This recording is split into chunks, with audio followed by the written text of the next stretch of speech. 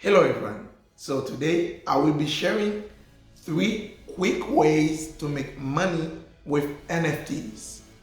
Before I start, I have to say that I'm not a financial advisor. So this video is only for educational purpose only. So if you're new to this channel, here we talk about money, cryptocurrency, finance, and most importantly, we show strategies. So don't forget to subscribe and let's start. So the first idea is flipping NFT. By flipping NFT, I mean selling and buying them.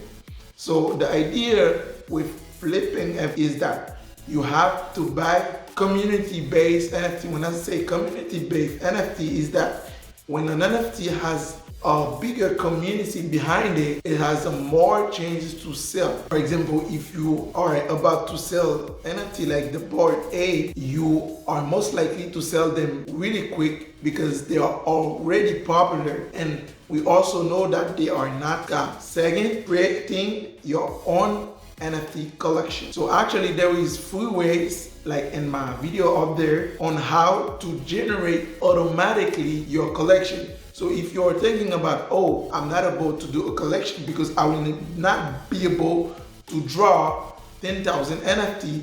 So actually you don't even need to draw 10,000 NFT.